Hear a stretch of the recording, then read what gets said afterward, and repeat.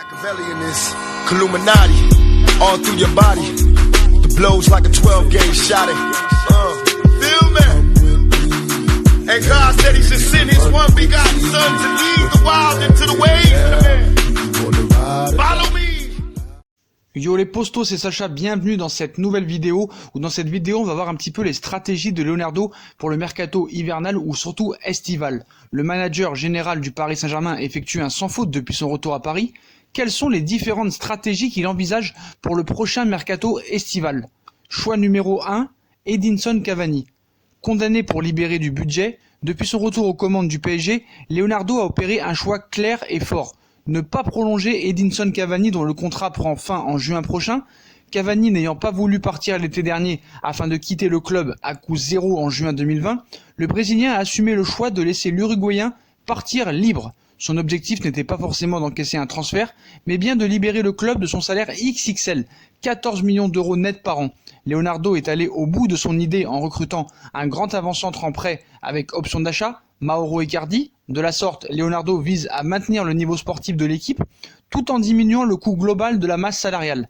Sachant qu'il apparaît clair qu'Icardi, qui touche aujourd'hui 7 millions d'euros net par an, ne gagnera pas 14 millions d'euros net l'an prochain. Plus probablement, on devrait s'orienter vers un salaire de 9 millions d'euros net annuel pour le buteur argentin. Aussi, avec Mbappé, aussi capable de jouer en pointe, et l'option Di Maria en plus, Paris est suffisamment armé et gagne une manne de 4 millions d'euros net par an à son budget. Choix numéro 2, Kylian Mbappé conservé coûte que coûte. Leonardo affirme clairement qu'il est hors de question de céder l'attaquant français en fin de saison. Il sait qu'une vente de Mbappé serait un message totalement négatif pour l'avenir.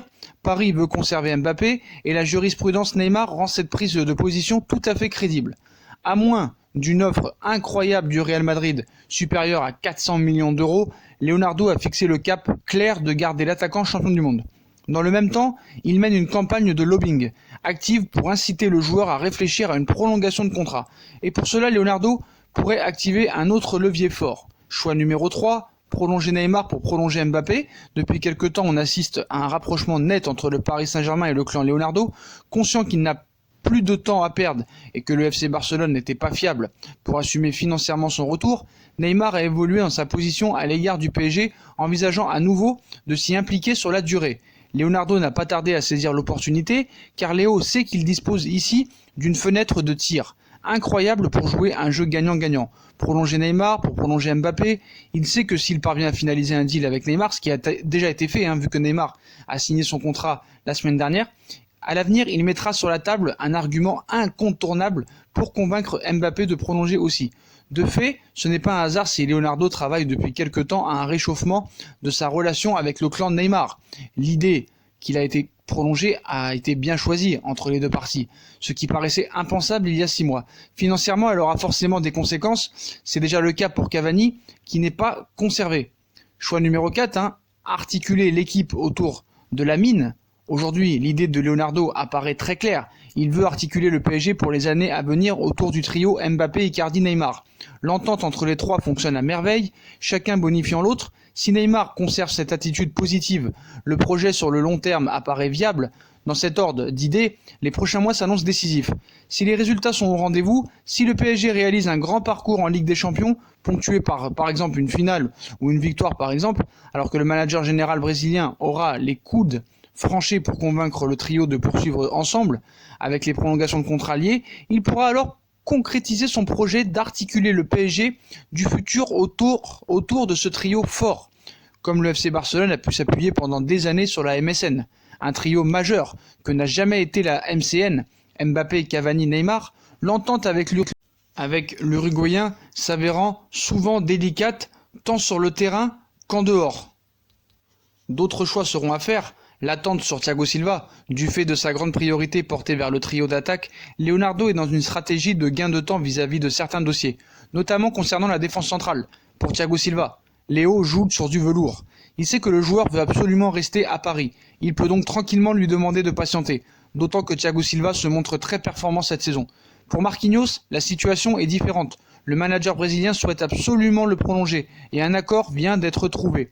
Si la prolongation de Marquinhos avec forte réévaluation de salaire est finalisée, cela pourrait mettre un peu Thiago Silva vers la sortie, un peu plus. à moins que le Brésilien accepte une grosse baisse de salaire.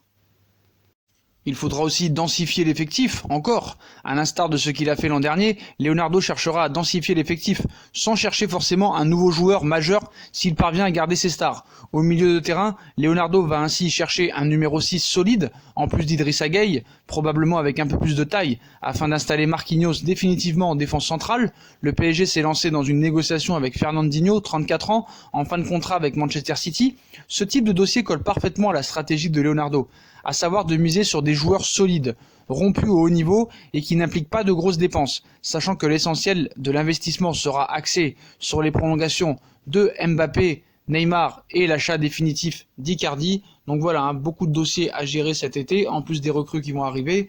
Donc voilà les postos, voilà pour la stratégie à venir de Leonardo pour le mercato estival. Voilà, dites-moi en commentaire ce que vous en pensez de cette stratégie. Thiago Silva, Marquinhos, Cavani, Icardi, Di Maria, Mbappé, Neymar, voilà, dites-moi en commentaire ce que vous en pensez. Dites-moi ce que vous en pensez aussi depuis que Leonardo est arrivé. Fait-il un sans faute pour l'instant Il reste 5 mois de compétition. C'est l'avenir qui nous dira vraiment si son retour a vraiment été très décisif. Mais pour l'instant, il l'est en tout cas. Voilà les postos. Si on a kiffé la vidéo comme d'habitude, on like, on partage, on s'abonne, on active la petite cloche pour les notifications. On nous suit sur les différents réseaux sociaux, Instagram, Facebook, Snapchat, Twitter, ainsi que sur Utip pour faire évoluer la chaîne si vous voulez en regardant les pubs gratuitement ou en faisant un petit don. Voilà les postos. Je vous souhaite une très bonne vidéo à tous et à très vite pour une nouvelle vidéo les postos. Tchuss.